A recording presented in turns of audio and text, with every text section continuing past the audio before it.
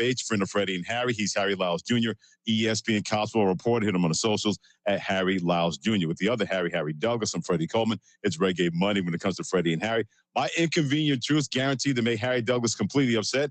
And we're going to get the inconvenient truth with Lane Kiffin, LSU football, and a national championship sooner than later. This is ESPN Radio, the ESPN app, and ESPN Plus. Whether you're building a single roof or a successful roofing business, roofing contractors like you need the right tools for the job, and software is no exception. Service Titan is on a mission to be the most powerful software platform for the trades, with purpose-built technology proven to maximize revenue, streamline operations, and deliver 5-star customer experiences. We are taking roofing companies like yours to the next level and beyond. Service Titan, we are built for this. See what we can do for roofers at servicetitan.com. This college football season, show your school spirit every time you pay. Introducing college-branded Venmo debit cards. Rep your team on and off the field with custom school designs that let everyone know who you root for. Whether you're tailgating, grabbing snacks for the watch party, or celebrating a win, you can unlock 15% cash back at ESPN. 1 free year of Perplexity Pro and more. This college football season, score more with the Venmo debit card. Get yours now in the Venmo app. Learn more at venmo.com/collegecard. Max cashback varies. Terms apply. The Venmo MasterCard is issued by the Bancorp Bank, N.A. News now on 102.7 The Game. Reporting for Cromwell Media News, I'm Rob Nichols. Owensboro firefighters responded to a substantial structure fire, the 600 block of Triplet Street overnight. Crews arrived on scene around 11:30 p.m., tackling heavy flames and working to bring the situation under control. The building was fully engulfed when officials got there. Authorities closed Triplet at 4th Street, urging the public to steer clear of the area to allow emergency responders to work safely and efficiently. No details on injuries or cause of the fire have been released yet. The Evansville Children's Museum is seeking volunteers today. They're looking for folks to help decorate the museum for the holidays. Specifically, they're looking for help creating snowy scenes. Those interested can sign up to volunteer in the museum's website, but they're looking for that help today. Federal health officials say the time is nearly up for any remaining Thanksgiving leftovers. The U.S. Department of Health and Human Services points to the Monday after Thanksgiving as the last day to safely eat refrigerated food following the holiday. Food that was placed in the freezer can be safe to eat indefinitely, but quality declines over time. The USDA says frozen leftovers begin to lose moisture and flavor within 2 to 4 months of being placed. Find all the latest news, streams of our radio stations, sports, weather, and more at owensbororadio.com, hancockradio.com, and tellcityradio.com. I'm Rob Nichols reporting. Get your home ready for the holidays and save 25%. It's the pre-holiday sale all this week at Mudd's Furniture in Owensboro. 25% off all in-stock furniture at Mudd's Furniture, downtown Owensboro. Online at muddsfurniture.com.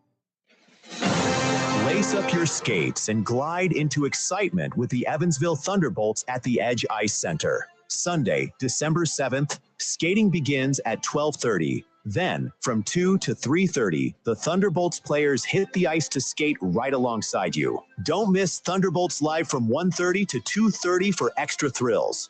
Bring your friends, snap a selfie, and create memories with your favorite team. It's your chance to skate with the pros. See you on the ice.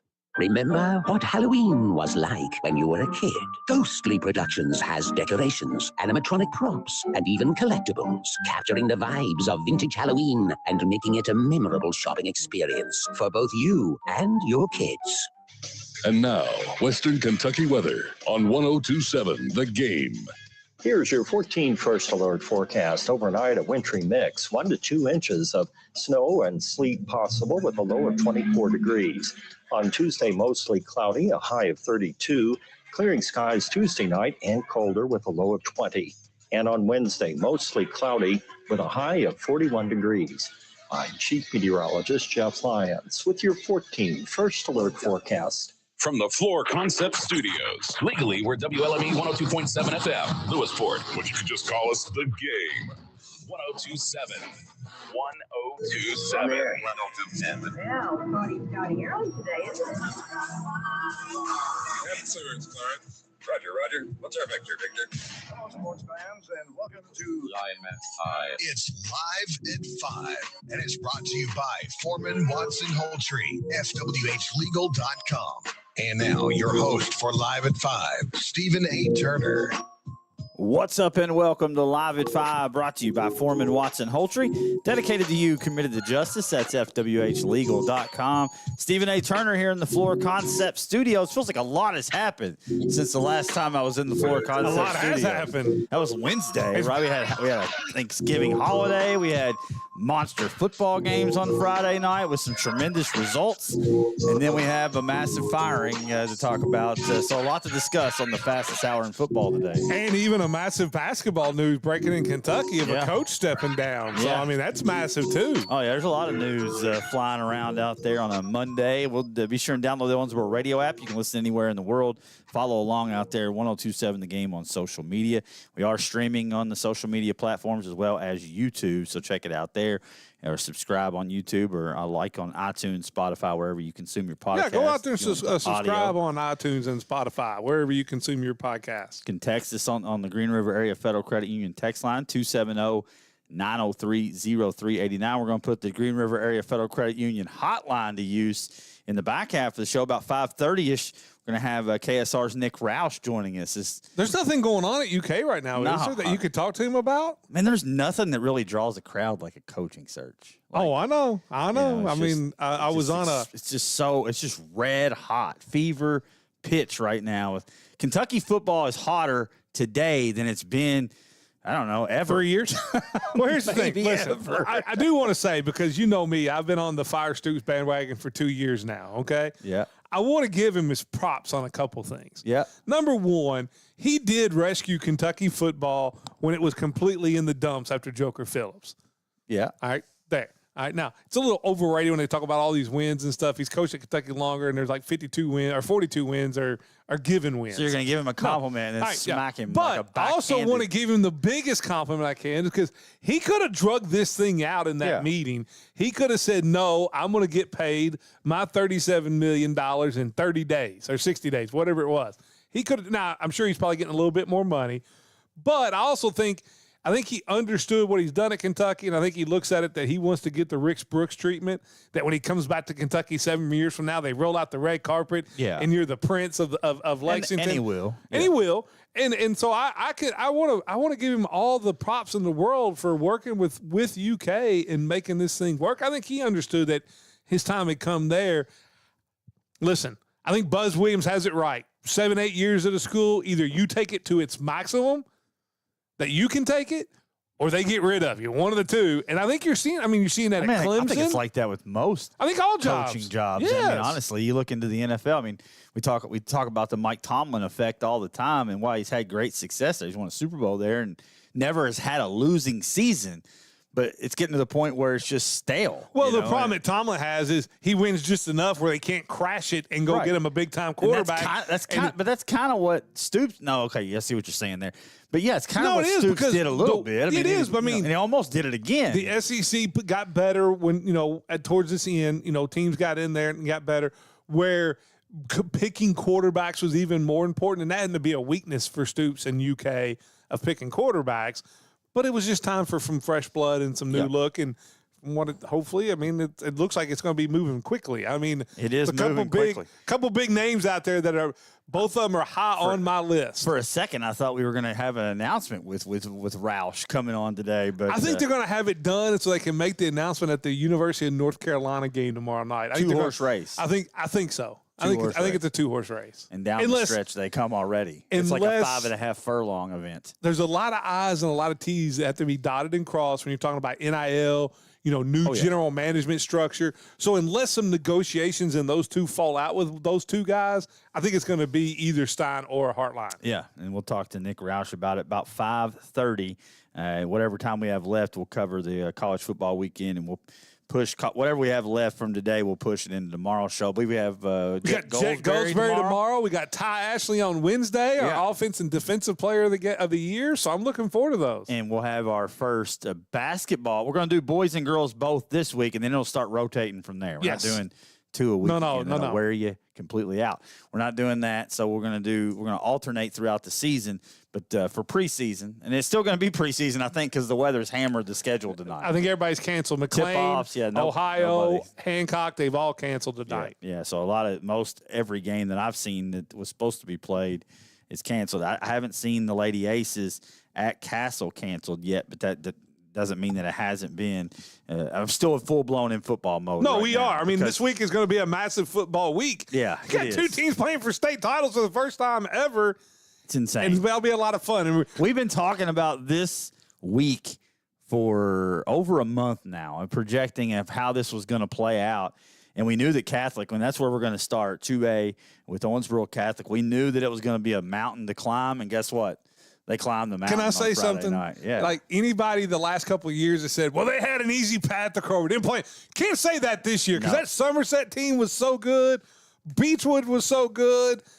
And they won despite the officials. Yeah, battle-tested are the Aces, despite the officials. Well, yes. Those I two guess. flags at the end and the blown onside kick call was terrible. Yeah. I mean, but I don't want that to overshadow what they did. A 41-40 win. And, man, we talked about, in the pregame over there at Rash, courtesy of Ultra Gyms on Friday, that if the Aces won, it would be a great performance from Jermel Carruthers. You got it. And it would be over 140 yards. Or you said I said 125. I think it would be around 140. And Miles went for 156. So check both boxes. And then not only that, but you get an absolute monster effort from the Owensboro Catholic offensive line. And the Owensboro Catholic defense did just enough, really, to keep them at bay. It's almost like you were watching an Arena League game on Friday in the sense that you felt like if you could just get the team that could accumulate 3 stops, maybe, would have the opportunity to win the football game the way both offenses were humming along. And Catholic in the first half had full control. I mean, I thought the first half and all the way to the fourth quarter. And really into the fourth quarter. And you had the big 80-yard return that probably doesn't happen. Catholic's coverage units was so good.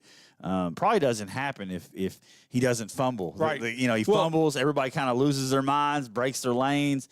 And then the athleticism of Beechwood takes it to the house. But it was all Catholic. Right. Coach Morris was great on Friday Night Lights Out. You can find that on Spotify and iTunes, too. It was a great interview with him. He wanted to be on so bad the phone wasn't working. He got in his car and drove over here. I mean, nice. That's how it works. Love but it. I will say this. I thought if listening to the game and listening to you guys and how the game played out, I thought Catholic was the better team. Now, Fryman was unreal, and I don't think it was going to be a 41-40 game except for a couple missed things. I think Catholic was going to win by 10 to 14 points. Didn't work out that way. But I thought throughout that entire game, Catholic was the better team this year. Kept them at arm's length, really, the whole way. And something Coach Moore said on Friday Night Lights Out that I think was very important, that the first time in one of these games, whether it be Mayfield, Beechwood last year, LCA a few years ago, they got out front and were able to turn the defensive linemen loose, and the offense got to play free because it didn't feel like you were trying to play catch-up the whole time where you had to score every time you had the football. You were able to settle in because you got out front. Yeah, I mean, it was the middle portion of the game. Dominate. The middle 8, They dominated. right? Because you're down and you go down. Beechwood scores to take a lead. I believe it was, I think it was 20-17, I believe. Yeah, 20-17. Beechwood scores and goes in front. Catholic goes down and answers immediately. And then I think it gets was a stop. an 88-yard drive, if I'm not mistaken. Gets a stop, goes down, and the time got a little wonky there. I think Jermel tried to roll out, thought he had something that wasn't there. Time ran off the clock. They end up having to settle for a field goal. Puts them up 7, though. And then the at biggest half. thing and was then you come getting right the out ball of the back. locker room and you do a 2-for-1. So you went 17 unanswered there in the middle portion, and that was a huge. And then even when you go up there by 10. You get the kickoff. Beechwood gets the big return, but then you go right back and answer again. So it was just Jermel Carruthers answered the bell all night long. I mean, with big time throws, 26 of 33, 372 yards, 2 touchdowns. Miles Edge, 156 yards, and you talk about a closer. I mean, when they got in front and they built that lead, then they started turning around and running the clock with Miles Edge, 156 yards, 2 touchdowns, and he was the Mariano Rivera of the game. I mean, he closed it down. I thought Xavier Maddox, he was unreal right there at times with Fryman as far as being electric on the field. There was a couple catches that he made that he should not have been able to make. 4 catches, 147 yards, and a touchdown. Sets the tone out of the gate. We talked about a fast with start. The big one. Goes over the top 60-plus yards on the big touchdown to put Catholic in front. I thought Jude was running it extra hard. He played great at linebacker. And then Ebelhair over the top on the touchdown was massive. But that offensive line, when you talk about Andy Adams having to step in, a sophomore, step in for J.P. Carrico. And dominating. And the job he did. Dominating. Listen. I don't know that if you grade them out, I want to say if there was, I don't know how many offensive snaps they ran, somewhere in 40 to 50 offensive snaps. I mean, it was about 98% clean. Yeah, from the offensive line. Well, it just shows you the depth that this program has built because you lose JPP. I mean, JP, John Paul Carrico. I mean, you just don't think that you got to.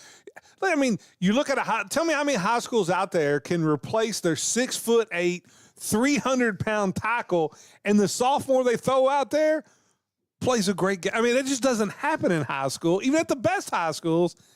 And I've got to ask you, because I was kind of curious, were you shocked in the end that Beechwood went for 2 and didn't play for overtime? Not at all. No, because I don't think they didn't have an answer for the Aces offense. No.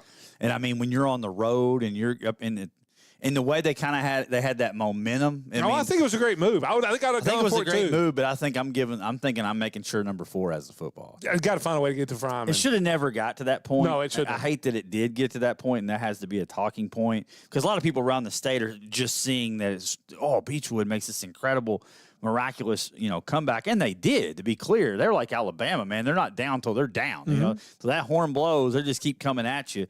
And hats off to them and their kids for. Still should have been a 2-score game though. Yeah, because Sims takes the onside kick.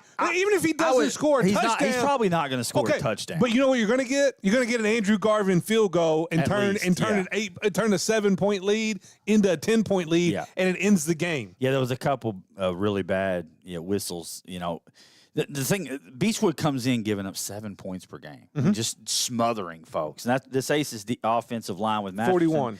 Hamilton, French, Adams, Crabtree, Bell sprinkled in there as well, dominates up front. And they put up 41 on a great defense. Hats off to Queen. I thought he played excellent, made several Division I level throws all night long. And Fryman, you can wear the Golden Dome anytime you want. That Fryman kid's legit. He is. I think he's just a junior too. He could curl to the left or right, and then Queen knew whichever direction. You're not going to stop it. I mean, I don't know what you could have done. The Aces, I thought, contained it well though. They weren't giving up outside that big return. They didn't give up monster plays. They made them matriculate the ball, and that's whenever you start to get Barrett Evans batting the ball down or, a slight overthrow. When you start making a team have to be great for 70-yard drives constantly, it's tough. And they didn't do it a couple times. And you got to give Miles and Jude credit on that side. I thought Nick Sims was great. You sprinkle in, Cecil had a great game. There was a couple times where he's matched up on Fryman. I'm not even going to put it on him. I mean, it just is what it is, man. You're talking about a dude out there in Fryman. But I thought Xavier Maddox and Thomas came in at cornerback and played well. Of course, up front, Conkerite, and then Barrett Evans played out of his mind late in the game. He was unblockable. We've talked about this, that, we talked about Cal that goes through the whole year, and people are like, and I know, right after that, Owensboro game, and they kind of got it going again when they decided to, turn the offense loose. But you forget that, Barrett Evans is a first-team ESPN Owensboro all-area player. He would have been. Yes, yeah. I mean, basically missed the entire year, and you're talking about a difference maker at defensive end, missing an entire year, and not only now do you get him, but you get him where he's pretty fresh still. Like, there's not many miles logged on this year. After you get fully healthy over the hamstring injury, you're kind of fresh, and you get to turn them loose. Yeah, and for the folks, to wrap it, because we got to move, the onside kick, there was an onside kick that after Beechwood had scored, because they go down, Catholic Mesa, they're down 14, Catholic Mesa goal line stand. And I don't blame them for being conservative backed up on your goal line. Mm-hmm. So they run 3 times, run a lot of clock. Beechwood only has 1 timeout, I believe. Catholic punts. Beechwood takes some time off, but does end up scoring with about, 2 and a half minutes? 2 minutes to go. They decided to kick an onside kick. Nick Sims. Which you had to because you only had 1 timeout. Right. It would have been tough. I mean, you may have could have gotten it back, but you did get it back. I say that. I mean, you got it back with 40 seconds to go. Right. But Sims catches the onside kick, looks like he's going to take it at least inside the 20. I'm not going to say we take it back for a touchdown, but the inadvertent whistle blows it dead. So here's the thing. People forgot, and I said this on Friday Night Lights Out. Beechwood returned an onside kick against Catholic for a touchdown last year. Like, and listen, I do not want to slam officials, but calls like that affects the game. But calls like that and the call in the Corbin Boyle game could have really changed the Boyle Corbin game. Could have very easily changed the Calicut game. Inadvertent whistle. Okay. We had an inadvertent whistle. It is what it is. You can't have an inadvertent whistle in those things. But the pass interference late. Oh. I mean, you're talking about Beechwood's at the 35. Time's run out. They throw a Hail Mary into the back corner of the end zone. Catholic has it bracketed with 2 defenders. I think it was Grant and I think it was Xavier Maddox. And then over the top comes Nick Sims to bat it away. And I'm assuming, just looking at the replay, that they got Xavier on the PI. It was not PI. It was a Hail Mary. It was not PI, Unless Xavier Maddox goes in there and tackles the dude and pulls him completely down, you cannot throw that flag there. Again, inadvertent whistle is one thing. Shouldn't have happened, but it's one thing. You have to make a conscious decision to get in your pocket and take that flag out and throw that flag in that spot with no time left. Well, then they got a second one that was just as bad. The second one, it could have been holding. Okay, the second one, I'm not going to harp on it too much. It could have been holding. Again, you have to wrap your mind around it's an untimed down, and you're throwing a second flag, so it better be holding. Yeah. Right, and then it doesn't matter because Catholic gets a stop. But Beechwood does score, but Catholic gets a stop on a 2-point conversion, and they'll take on LCA, who beat Beechwood 34-29. They'll have to deal with a really strong. It's almost like a souped-up version of Somerset. Yes, it's kind of what you're going to be seeing. I mean, the quarterback's thrown for 2,300 yards. They can throw it. He throws it a little better. He's thrown for right at 2,300 yards. Rush for 1,000. The quarterback has, and they're scheduled. And I didn't mean that. I wasn't trying to take it away from LCA. To be clear, I was trying to say, just trying to give you an idea. It's a very physical run team, similar to what Somerset is, but they can sling it too. Yeah. And they've played one of the best schedules in the state. They're 11-3. Their 3 losses are all playing Friday and Saturday at Kroger Field. 28-21 to Boyle, 47-7 to Cal, and 28-27 to Franklin was their 3 losses. Right, and they're all playing for state titles. And they mowed down a good Mayfield team, 35-16, held them under 200 yards of offense. Mm-hmm. So it'll be a challenge, but at this point, who cares, right? It's what you're in the deep 3 water. straight. You're 3 in a state straight. championship game. You know it's going to be a challenge. Yep. So LCA will bring a great,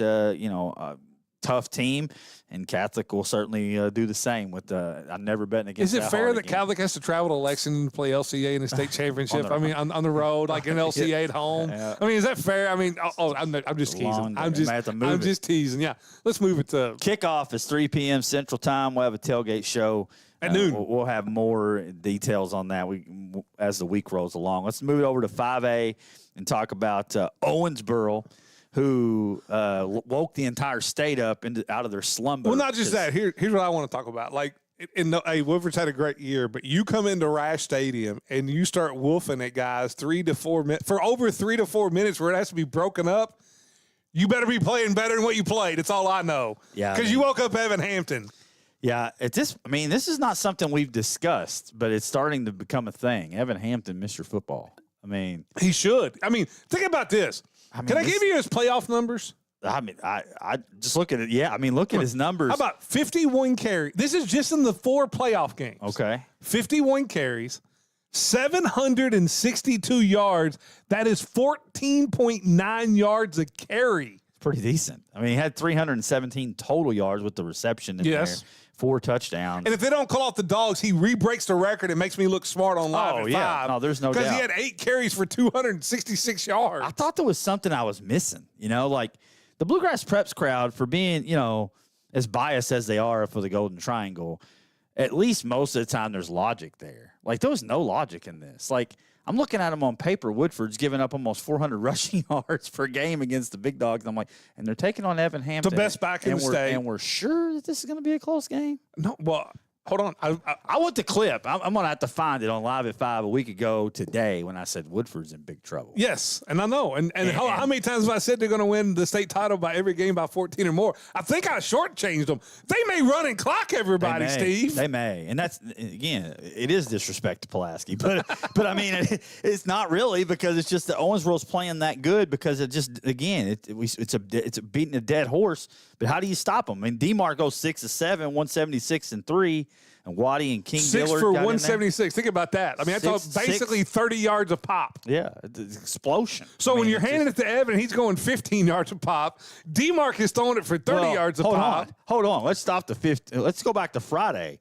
Because on Friday, it was 8 carries for 266. Yeah. That's 33 yards per carry. Yes. Yes. Okay. And then DeMark's going 6 to 7 for 176. Yeah. So, I mean, it's just listen, I knew man. I knew and then all your defense. Hold on. The defense gets no credit ever. They're the second highest scoring team going into 5A. Shimwell gets a 102-yard interception return. Ty Ashley, our defensive player of the year, 10 tackles and interception. And then Colby Poole, they just rolled this dude off the shelf, and he leads the team in tackles for 14 tackles. He was a first-team All-Courier Journal player. Yeah. Like, talking about that. Embarrassment of riches, man. Here's where I knew, I got in the car as soon as the tailgate show was over, the game had started, turned on Dan and Dave, on WVJS. And it's 4th and 13 at their own 45. And when they fake punted, I knew right then and there, because they got a great coach. I mean, the guy knows football. Absolutely. I knew right then and there, the moment that happened, I was like, he went into this game believing we have to completely outscore him. We can't stop him. I got to pull all the tricks. And then Evan takes the first carry and goes 50 yards to the house. That game was lock, stock, lock it. They were going to Kroger. Dan, how about the call from Dan, man? I was fired up with him. Oh, man. yeah. God, what a call on that first touchdown from Evan Hampton. But they'll take on Pulaski, and Atherton update have not arrived. They have not arrived. They've arrived to the offseason. Yes. 17-0. Pulaski gets the win.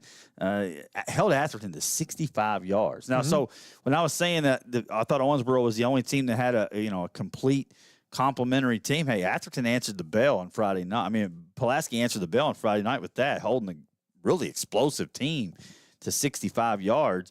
And they'll have to be up to that task again, I feel like, on Saturday. And I think this is the big matchup for me, and their shot is they got that monster offensive line that looks like they're all, got kids and grandkids. Maybe Social Security. But they have to be able to – I think they got to play this game like Iowa football and get in and keep this into a 20-something game where they can run the football 5 and 6 yards at a time, run the clock. I don't think that me personally, I don't think Pulaski's a team that's going to win a 38-37 game to Owensboro. I just don't see that. I think they've got to control the ball with that running game, with that offensive line. And then, as we talked about, where Calicut against Mayfield and against Beechwood, where they fell behind early and you always felt like you have to score every time. Then you make a mistake here, make a mistake there. I think that's the pressure that they put on Owensboro's defense. They can't. Owensboro gets up in this game early, then it's over. Yeah, you can. The fat lady will be singing early. I don't know that I see a path for it not to be a blowout. I mean, I don't know that I see a path. I mean, I don't know that Pulaski can score enough. I mean, to me, that's even if Owensboro's defense played a C game. I think they're scoring 28 to 35 points in the game, and I don't know that Pulaski puts up 28 to 35 on Owensboro. I can't see it. I think Owensboro. I'll give you my prediction. Owensboro wins this game by 21 or more points. I think that. I think Owensboro's biggest. I'm just walking all over Pulaski, and I don't want to, because I just think Owensboro's that good. I'm not trying to take anything away from what Pulaski's done. They lost their quarterback, man. Yeah, they're playing. They shouldn't even be in this spot. Yes. Like, they just beat a really good Atherton team, shut them out. So I mean, I'm not trying to poo-poo on them. But I just think Owensboro is just that good. It's just their time. I think Owensboro's biggest opponent Saturday is Kroger Field. Yep. Oh, yeah. Like how they handle the big thing. You can now you go up there and you get some snow. They're talking about a little bit of snow up there Friday. Who knows what's going to happen Saturday? You put the ball on the turf, throw a couple interceptions, then all bets are off. But I think if you get Pulaski's A game versus Owensboro's A game, Owensboro wins by 21. Now, can Owensboro go out there and play an A game? You and I have both been up there. The first time you go in there, it can be daunting. Everything's new. Owensboro hadn't been up there. This group, none of them have been up there. How do they handle that? And I think the first 4 or 5 minutes will tell you, because if Owensboro's just doing what they've been doing at Rash Stadium, then you're in trouble. Big trouble. If the moment gets a little big for them early, then Pulaski's got a shot. Yeah. No, it's going to be a fun weekend, man. It's Friday afternoon, 3 o'clock, Catholic, and you got the nightcap, the final game of the weekend as Owensboro takes on Pulaski. Before we get to Nick Roush, got about 5 minutes here. Let's first I want to give Max Johnson a shout out. Gets a big Division I offer to Liberty. Yep. So shout out to Loved him. it. And so one of our big time quarterbacks picking up an offer on the next day. How about Jermel Carruthers? I believe it was Missouri State on the offer there. So I've heard rumblings they've been in on Max too. So they might be in on Max and Jermel both. Isn't that where Bailey is from Bowling Green? I think it's at Missouri State. I think it is. Yeah. So they know Western Kentucky. Yeah. And they know Western Kentucky quarterbacks can ball, man.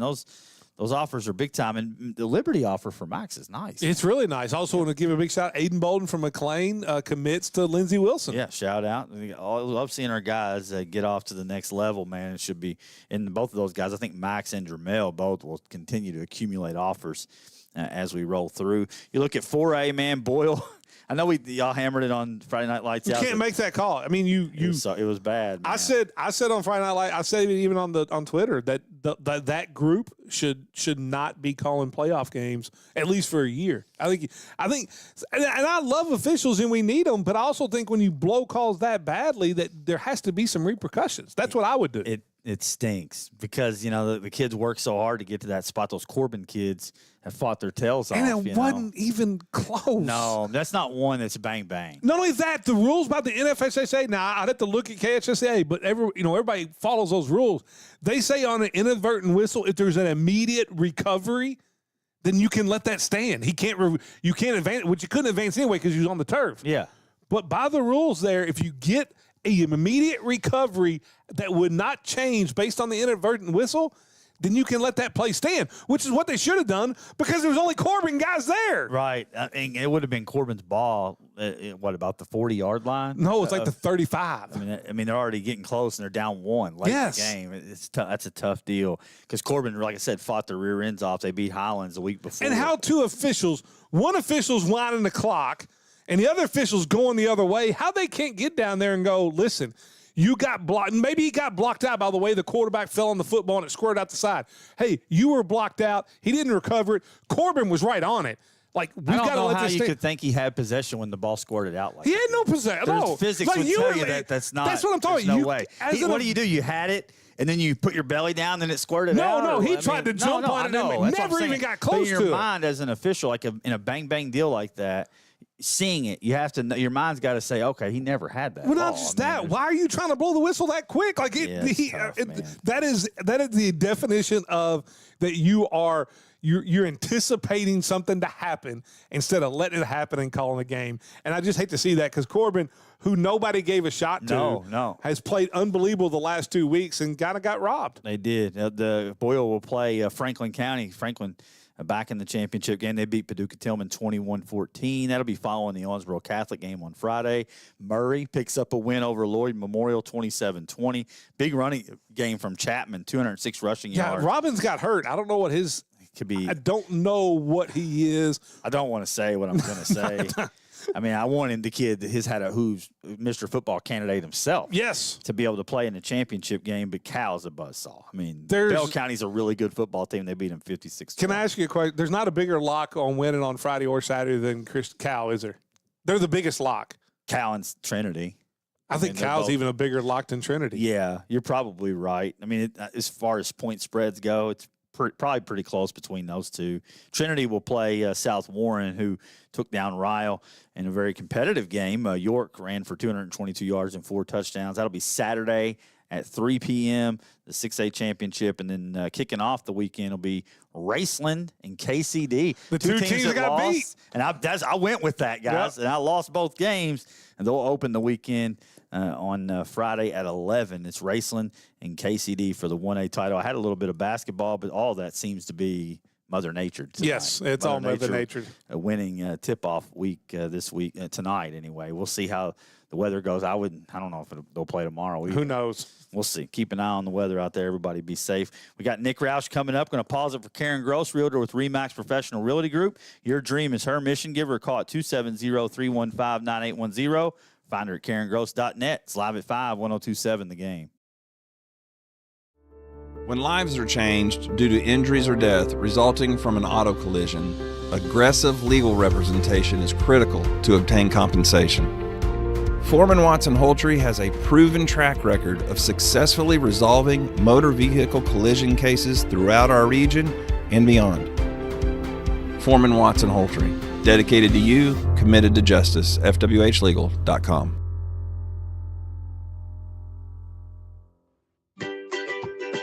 CJ 105.7 and Perry County Memorial Hospital are teaming up to honor the incredible educators in our community with the Southern Indiana Top of the Class Teacher of the Month program. Each month during the school year, we will spotlight one outstanding local teacher who's making a real impact in the classroom and beyond. Do you know a teacher who goes above and beyond? Nominations are open now for educators from Tell City, Perry Central, Cannleton, South Spencer, Heritage Hills, and all of their associated elementary schools. Thanks to Perry County Memorial Hospital, each selected teacher will be recognized on air, online, and across the community with special shout-outs, certificates, and more. Nominate your favorite teacher today at owensbororadio.com/top of the class. That's owensbororadio.com/top of the class. Brought to you by Perry County Memorial Hospital. Trusted care for our community, proudly supporting the educators shaping tomorrow's leaders.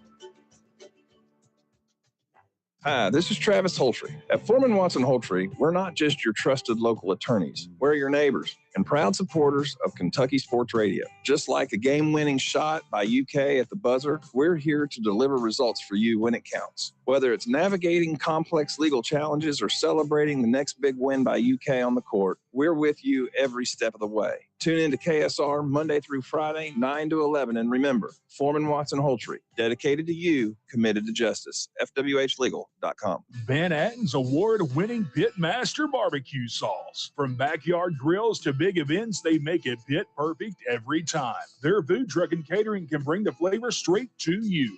And here's a thank you to our hometown heroes. With valid ID, veterans, police, firefighters, and EMS get a free drink with a purchase at the food truck. See where they're serving next, shop the sauce, and book your event at VanAttensBarbecue.com. And follow Van Atten's Pitmaster Barbecue Sauce on Facebook. Van Atten's, where flavor wins. Step into Cabinet Doors and More off Highway 54 in Fordsville, where we offer much more than just cabinet doors. Explore a diverse range of furniture items, including custom-made wardrobes, kitchen islands, and cozy couch tables. Check out our butcher block countertops, perfect for adding warmth and style to any kitchen. From nightstands to mantles for your fireplace, our selection is ready for immediate pickup. Find out why a trip to Fordsville is well worth it. Keep up with our latest additions by following Cabinet Doors and More on Facebook. You know that weird squeaky sound your floor makes? Yeah, it's begging for a makeover. At Floor Concepts in Owensboro, they've got you covered, literally. Hardwood, carpet, vinyl, tile, if it goes on the floor, they've got it. Locally owned, super friendly, and pros at what they do. Floor Concepts makes upgrading your home easy and actually kind of fun. Swing by their location on 231 or check them out online at floorconceptsinc.com. Floor Concepts, your feet will thank you. Get ready to roll under the lights at Diamond Lane South at Owensboro, your hometown bowling hotspot since 1984. From open bowling to competitive leagues, we've got something for every age and skill level. Come on in for Quartermania days on Wednesdays and Sundays, moonlight bowling on the weekends, arcade games at our full kitchen and bar. The fun never stops. Diamond Lane South, where community and strikes come together.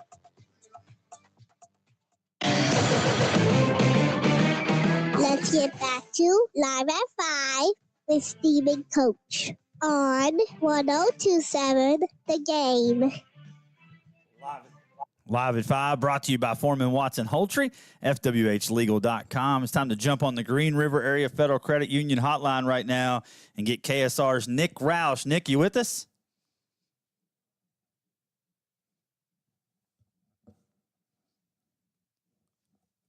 Got a little delay. There's Vic's back in the studio. Hey, Vic, you got him?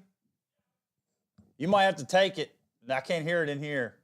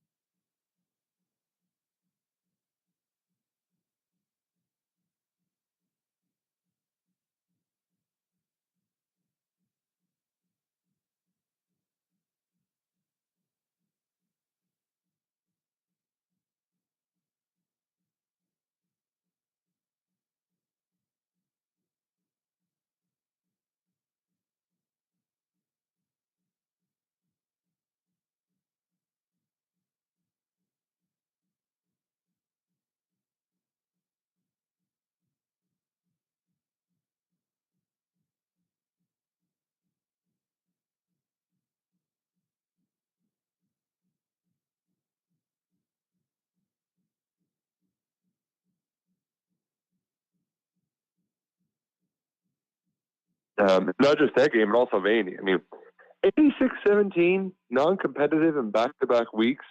Games that are must-wins, you got to rally the troops. You got to get one to get to a bowl game, and you get beat 86-17. And, Vic, it's not even that they were just beat. Okay, you get beat by Vandy. It's probably a college football playoff team. We're beating pretty much anybody and everybody. But Louisville had a number 46 and a number 89 taking steps to running back. I mean, yeah, it was Louisville's JV team and their walk-ons. Yeah, I mean, it wasn't like Louisville's a fine team, but hell, Kentucky was the favorite in kickoff, and they lost 41-0. They had about 150 yards of offense, gave up a 17-play, 99-yard drive. Kentucky had quit, and you couldn't run it back after that performance. So I'm still surprised that Mitch went through with it. I think there was a time when people were kept holding out hope Stoops would turn it around. But after that game, I was like of the many who thought, how do you try to do this again? Like, what does it even look like if you try to do this again? And it was going to be ugly. It was going to be really ugly. So I'm glad they moved on and Kentucky football can start from scratch. Yeah, and speaking of starting from scratch, Nick, I mean, the rumors are out there. It seems to me like it's a two-horse race, at least right now. I mean, with Will Stein from Oregon, the offensive coordinator, and Brian Hartline there at Ohio State, two guys that would be new to the head coaching game, but two red-hot coordinator-type candidates. I mean, is that what you're feeling, that it probably comes down to those two? Yeah, I would say there's a 75% chance that one of them gets the job, and that's probably even a little too low. It might even be 90. I don't think it's going to get past either of the two because something weird happened in this cycle, and I think it's because of the NIL and the rev sharing and how you build rosters. Now, all these coaches basically said we only want proven head coaches, even though Kirby Smart, Jalen DeBoer, like a lot of the best coaches in the college football ranks were rising assistants before they became the best coaches. Nobody wants to hire the fast rising assistant. So now Kentucky has this opportunity where they get swing for the fences and land one of these rising assistants. And, you know, one of them should be good. Maybe both of them will be good. You got to get it done. So I don't really have a preference between the two, to be quite honest, guys. Between Will Stein and Mike Hartline. Hartline, it's hard to explain, but I like the organizational expertise he has at Ohio State. Whereas I think the strength for Stein is as a play caller, quarterbacks coach, talent developer. There might be some learning curve when it comes to being the CEO of an organization that you wouldn't have with Hartline. So I think those are really big differentiators between the two. Do you want a guy who is going to operate more like a CEO, or do you want some savvy play caller that's going to try to get Cutter Bowley or Matt Ponatowski to play at the highest level? Because there are going to be questions no matter what. There is some inherent risk involved, but I do think that's the two things that separate them most, and also just their connections to the program. Hartline, his connection to his brother Mike is on the staff this year, played at UK, and then Stein, I mean, he grew up cheering for UK. Played quarterback at Louisville, but he bled for his whole life. His dad played at UK. So I don't think you could go wrong with either. I just wish that I could have a stronger take for you guys because I like both of them. Yeah, and we're on the Green River Area Federal Credit Union hotline with KSR's Nick Roush. And Nick, I mean, there's a lot of rumors out there that this is already a done deal with Stein, and that they're kind of just interviewing Hartline as a kind of a fallback option. Do you feel like that there's legs to that, or do you think it's still wide open between those two guys? I'm not going to take the bait, because, excuse me, I don't. How do I say this? I don't dispute what people are hearing from reliable sources, but I also know that when it's a local guy, those reliable sources who talk to moms and dads who are a little excited, it might be put the cart before the horse a little bit. So I'm not surprised that those rumors have been circulating quite a bit today from some locals who might have a little bit of wishful thinking.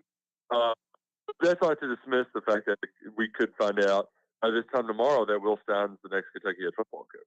Well, I'll give you my take because I want Will Stein. He's been one on my list the whole time was Bob Chesney, but he was already kind of so far into the UCLA move that I don't think Kentucky, when they made the move here, had much of a chance. In fact, what he was announced just a couple hours ago as the next head coach at UCLA. I love the fact that Stein's play calling. I watch a lot of Oregon football. What he's done with Dante Moore out there. Now I don't know if it's a great fit for Cutter Boley.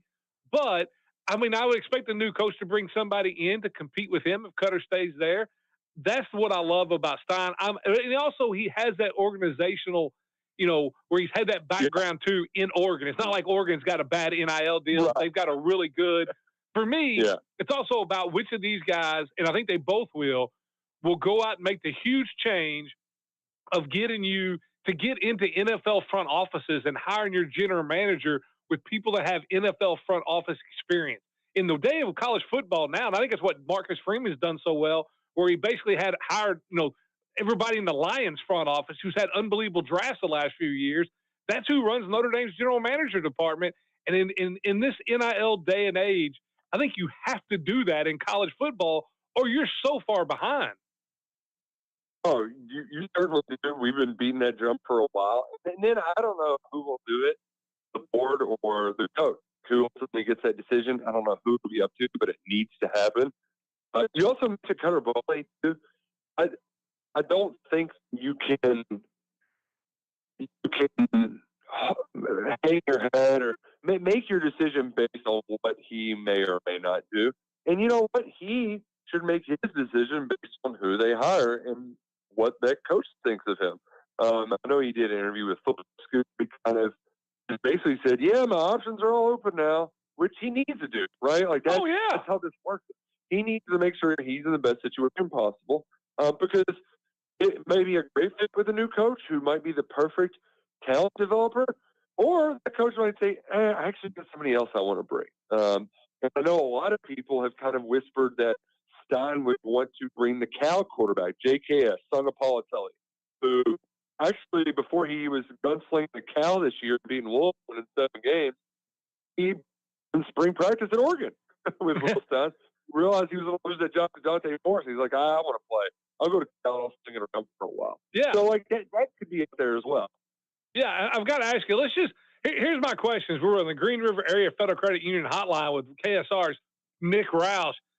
Let's just say, and I know there, negotiations, you got to dot the I's and cross the T's and, there'll be a lot of things. If this thing falls completely apart with these two guys that are the hot young ones that everybody thinks is going to be one of those two guys, is there a fallback plan? I know, Pro Football Reports out there talking about Chip Kelly. I know Steve said a long time ago he wouldn't be opposed to Brian Kelly coming in because I think he would be I don't think he would be a fit personality-wise, but the dude does win football games and it would be a good hire for Kentucky. Who would be the one that's the absolute fallback plan if it falls apart with these two young assistants?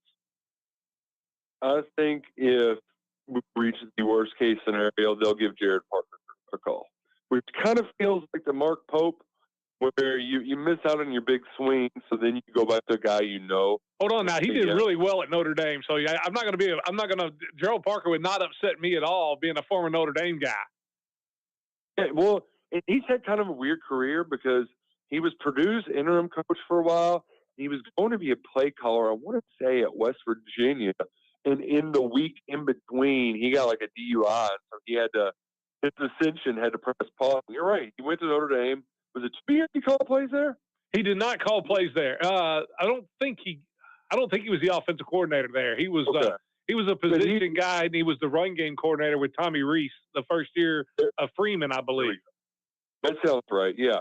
But like Troy, things were a little rocky in his first year, but now in year 2, he's got them playing in the Sun Belt title game. I would prefer them not to get that option, if I'm being quite candid. But I think he would be the next one up. Maybe you kick the tires on Glenn Schumann. I saw where Bruce Feldman threw out Brent Key's name, the head coach at Georgia Tech. That smells like him trying to get Brent Key a raise at Georgia Tech, if I'm going to be quite honest. But I do think Brent Key's an awesome coach, and I would welcome him with open arms. But ultimately, I don't see it really getting past either Stein or Harbaugh. Well, before we get you out of here, Nick, I know earlier you were talking with Drew Franklin about Florio report with Kelly. Did he get those mixed up? I mean, I've been a busy day at work, so I didn't get to catch the whole story. But was he actually talking about Champ Kelly, the GM with the Dolphins? Is he talking about that maybe as a link to Kentucky as a GM? That makes much more sense to Chip Kelly, where somebody said it on the phone, and he was like, Chip Kelly to Kentucky instead of Champ Kelly to Kentucky. Champ is, hey, it would be the most home run hire ever. I mean, this guy's been in the NFL for like 25 years. He's been in Super Bowl front offices. But his issue is that he just keeps getting interim tags as a general manager. And he's not getting interviews as a full-time one, but they're not finishing. So maybe he just says, screw it. I'll go back to UK and I'll go do it. And they're going to pay me well, and I'll get to kind of run my organization the way I want to. So I think that's certainly out there. That's an option. Is it going to happen? I can't say with certainty, but I would love for it to happen. Absolutely love for it to happen. Well, Nick, last question before we get you out of here. You got to put a percentage on it for me. So what's the percentage that either one, Stein or Hartline, is announced at the UNC basketball game tomorrow night? Is that kind of maybe where we get the announcement? They walk him out there on the floor. What's that percentage that happens?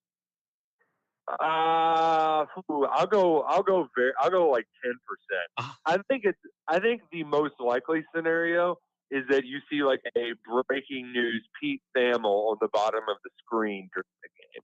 Like that it would be something that would come out and the people would get excited. But I don't think you're going to have that guy in town, especially if it's Heartline, because Heartline's playing in a Big Ten championship game on Saturday. True. And that's another thing, too, that just is a wrinkle that we have to consider. Like, we might have a situation where that guy gets announced as the next head coach, and then he shows up for a week, and then he goes back to his school to get ready for a playoff game. Oh, yeah, especially because you're going to have both of the guys that are sitting there at the front runners are both in the playoffs. Could very easily happen. And, well, Nick, we thank you so much for always taking time for us. I love the YouTube stuff that you guys have done the last couple of days. Y'all were up late last night with a lot of people, and I was in there listening to all that was going on. And it's exciting times around the University of Kentucky football. And I think in moving forward in a day and age where you get Vanderbilt and IU and, Georgia Tech, teams that you don't normally see at the top of their conferences and competing for playoffs, they are. And I think that's why Kentucky had to make the move.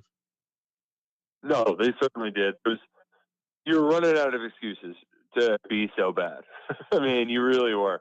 And as great as the Mark Stoops era was for a very long time, it was great in a time and place, but if the luster wore off, time to move on. It's time for a change, and hopefully one of these young rising offensive coordinators is exactly what the Wildcats need.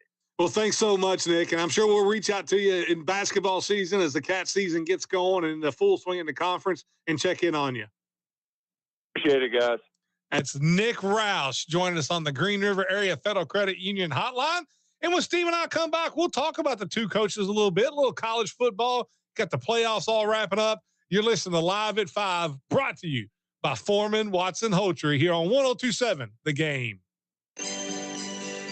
This is John Irakane with Ultra Gems, your hometown jewelry store in downtown Owensboro. This holiday season, give a gift that shines brighter than the lights on the river. From brilliant diamonds to custom pieces, let's make your moment unforgettable. For over 50 years, Ultra Gems has been a family-run business making your forever heirlooms. So stop in, shop local, and wrap the magic of the holidays with a gift they'll treasure forever. Ultra Gems, where the season truly shines. Are you tired of running out of space? Check out Menard's Self-Storage Facility. Menard Self-Storage offers the most convenient and secure self-storage in the area. Options include features like 24/7 access, video surveillance, and on-site management. Menard's has warehouse units at the best prices in the area, and your first month is free. They're going quickly, so reserve yours now at menardselfstorage.com. Unit and offer details may vary by facility. Save big money at Menards. A DePauw University education goes beyond the classroom. Here you'll explore ideas, challenge yourself, and connect what you learn to the world. Ready to think boldly and lead with purpose? Learn more at depaw.edu. If hunger's calling you, go to Moonlight Barbecue. buffet. You'll be satisfied and on your way. It's down on Parish Avenue. That's Moonlight Barbecue.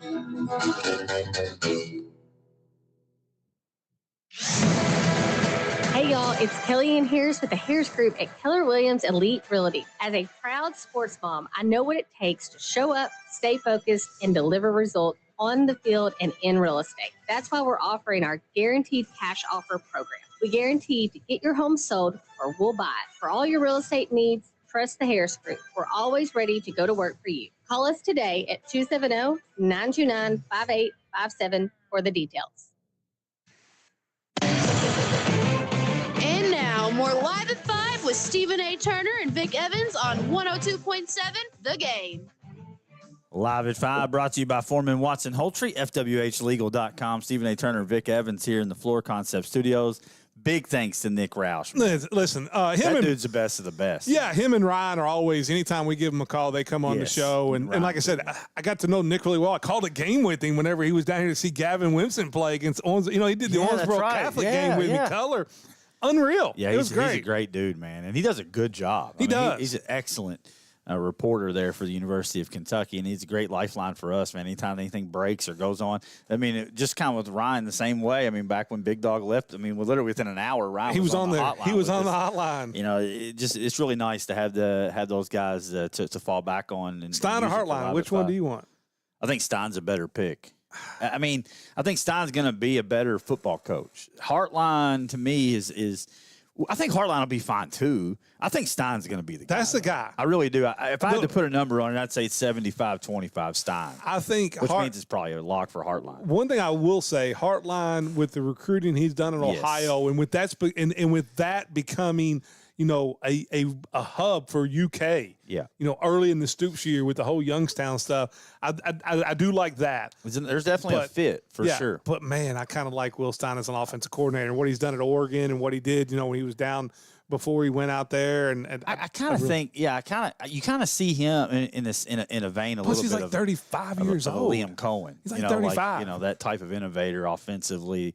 That would be a red hot candidate. You know, I think he'll do well and I think Kentucky fans would want that. I mean, you want him to do well and be a red hot NFL type candidate. No, but you don't see guys, maybe NFL guys, but like, you know, you're seeing guys like Signetti, Leah, Clark Lee from Vanderbilt, Missouri's coach. Guys they're signing new deals with their schools and staying there because if they're giving you everything you want, and you can win there now. Right. You can win there now. And what kind of shocked me about Lane Kiffin is, like, when you're making $10.5 million over 6 years, is it really that big a difference if you're making 11.3?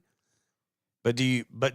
I think it has NIL is a big thing. I think for Kiffin, I think the opportunity to win a championship at LSU is a little better than Ole Miss, just overall.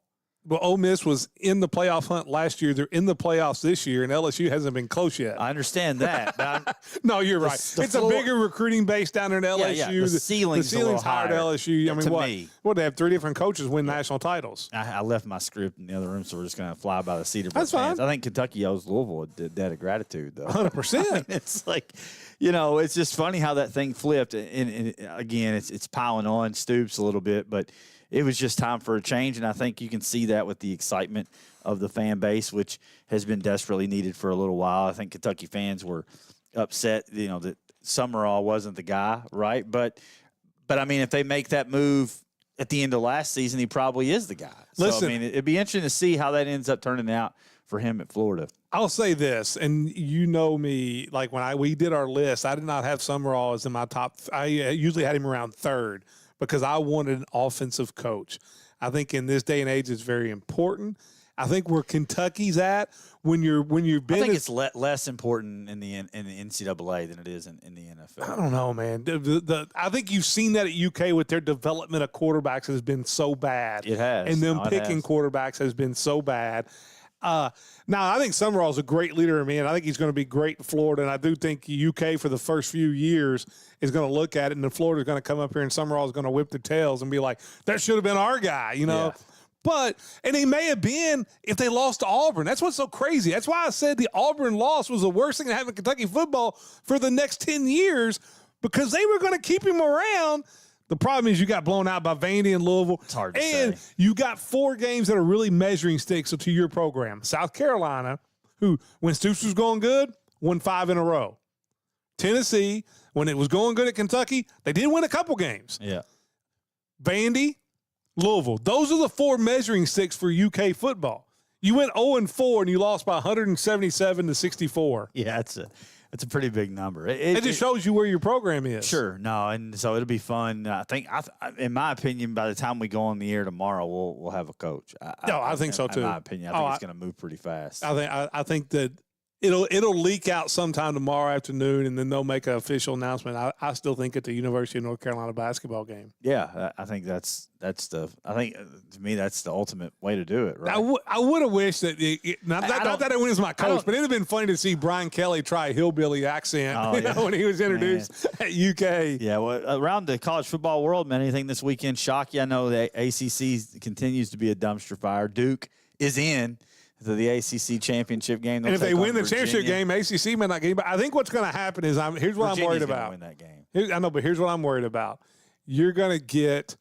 There is so much uproar from national media right now about Miami and Notre Dame head to head. Notre Dame's going to miss the playoffs, and they're going to put Miami in over front of them. It wouldn't surprise me. And that would be wrong. It really wouldn't surprise me. It's just hard. I mean, Notre Dame doesn't. The problem with Notre Dame is they don't really have a signature win, and for my money, they're blowing teams out of the water. Mm-hmm. And there's no question they're one of the 12 best teams. Without a doubt. Right now, they may be the best. Here's my question. Let me ask you this. If Georgia beats Alabama in the SEC championship game, which gives Alabama 3 losses, are they out? That's what I was going to ask you. I had that on the sheet. 100% they're out. And so it goes back to the whole, why in the world would you ever want to make a conference championship? Well, here's the problem you have. There's absolutely nothing to gain from it and everything to lose. College football conference championship games, especially at the SEC level, is completely what pointless. They ought to do. SEC teams should. I mean, I'm sure there's money involved that's changing the game a little bit. But at the end of the day, I would never want to play in that game. Like, no. Ole Miss is not in there. They're in. Right, Texas A&M not in there. Right. You're in. Ole Miss doesn't have to worry about nothing. Now, if Ole Miss don't have the same. Like A&M's got 1 loss. Alabama's got 2. Right, but at the end of the day, though, what does it benefit Alabama to go in there and play that game? Would Alabama get in? Even if they didn't play that game, I mean they're 10th. If you're 10 again, you're going to be really close. I think they're getting in. You think they beat Georgia? No, I mean I think they would if they didn't play the game. That's the thing. That's the part that just drives me nuts about these conference championship games. It's like it's a glorified getting into bowl game territory. If it was me, the way I would do it, and I've said this all along. Like, they're going to complain about Vandy and Texas. That they got 2 losses. Texas got 3, not getting in because of their schedule strength or whatever. Don't play the conference championships. Let the 4 play like the 7 team and the 5 play the 6 team and get you another data point. What about this whole college football has to fix, and we don't have a lot of time, but they have to fix this thing where the coaches are leaving. It's like Lane Kiffin. How do you fix it? Well, you just you have to change the calendar. You have to completely change the calendar. I mean, so you're going to start football on August 1st? No early signing period. It's Lewis Riddick. Everybody out there. No early signing period. I agree with that. Go back to February. But how do you change the portal schedule when guys are going to want to go to a new school and go through spring practice? Are you going to make everybody go back to quarters and not semesters in college? I don't know how you fix it. But there's definitely got to be a plan in place because you can't have coaches leaving in the middle of a playoff. Lane Kiffin, has built something there at Ole Miss, and these players that have just poured their heart and soul out for the whole season just lost their head coach. Right. The answer is you start college football in August 1st, and then you have your playoff done by Thanksgiving Day. That's probably it. Yeah. I mean, but the way it's set up now with the semesters, you can't do it. At least before, Christmas. Yeah. Somewhere around there. Yep. You got to change the schedule. That's the only way to do it. You got to quit letting the high-profile head coaches head out of town. Beyond the bench up next. Hey, we got Jet Goldsberry tomorrow here live at 5. We'll see you then. You've been listening to Live at 5 on 102.7 The Game. Special thanks to Foreman Watson Hultree for sponsoring the preceding broadcast. FWHlegal.com. Tune in next time for Live at 5 on 102.7 The Game.